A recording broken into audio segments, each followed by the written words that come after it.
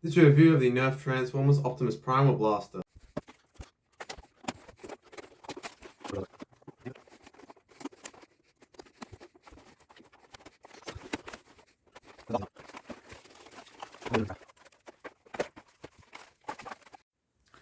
Included is the blaster itself with some red and blue elite darts. These are regular elite darts, however they style differently to match the gun. The Nerf Transformers Optimus Prime Blaster was a pump-action two-shot shotgun in the Elite 2.0 series that fires the included Elite 2.0 darts. Starting out with front, we have 8 included barrels. This is a two-shot shotgun, meaning it shoots 2 darts on every trigger pull, starting from the top, moving its way down using a smart air restrictor system. The top barrels shoot slightly harder than the softer barrels. It isn't a notable decrease. Moving down, we have the priming handle. This is a pump-action gun. To prime the blaster, simply pull the priming handle to the rib position and push it forward. You are now ready to fire 1 trigger pull, shooting 2 darts. Moving back, we have the main selling point of this gun. This is the design that they put on it. This is the Nerf Optimus Primal attire. I did go see the movie. It was a pretty okay movie. Moving back, we have an N-Track tactical rail to attach attachments, go from back to front, not front to back. Again, I don't really know why they're doing this anymore, but whatever, it is what it is. Moving below, we have the Elite 2.0 logo that's kind of like engraved in there. Again, moving back, we have this sling attachment point. If you run a run, this is a secondary. You can put a sling on here and put it on your side like this. Moving down, we have the trigger. This is the trigger here. This is pretty standard trigger. This gun does have slam fire. I mean, I can hold down the trigger, pull the handle into the rear position, and once it hits the forward position, it will fire.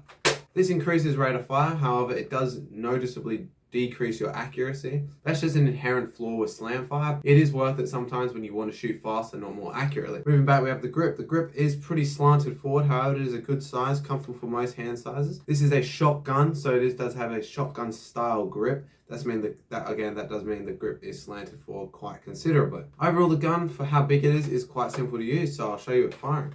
Firing the included red and blue Elite 2.0 darts. These are just regular Elite 2.0 darts, but they are just slightly colored differently.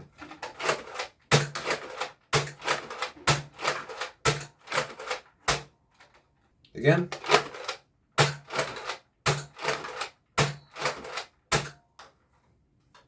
Had a bit of a misfire on that barrel, but firing some Econ waffle head darts. These are a little bit more accurate, so we'll see how these group.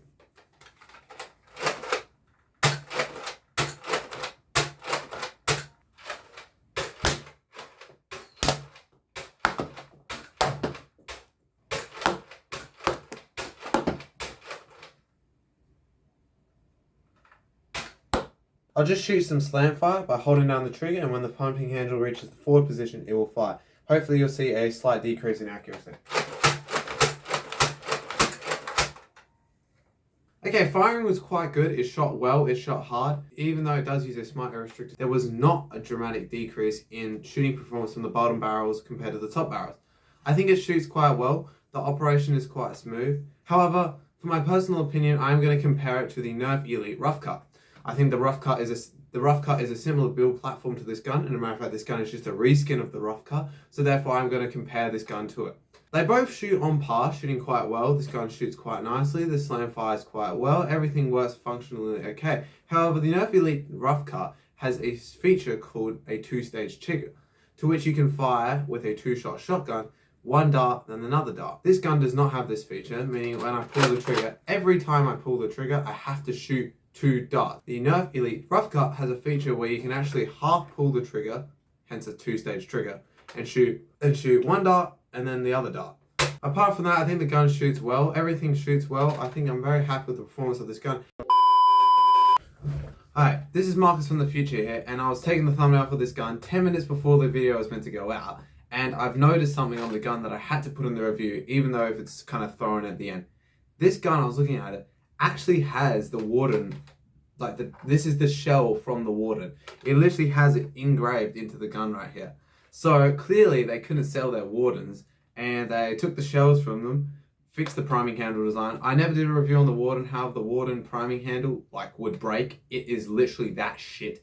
That gun was a absolute flop from Nerf. However, they must have fixed the priming handle design, and then instead of re-releasing the Warden, which everyone knew it had a bad reputation, they painted them up and sold them as these guns. So I literally did not notice that it had the Warden written in there. It's obviously not painted, but it was in the shell to be painted for the Warden. Obviously they couldn't sell the rest of their Wardens, painted them up, sold them like this. So that is actually really interesting. I did have to mention that, and literally, I'm trying to get the video out now, but I had to notice that and I had to chuck it in.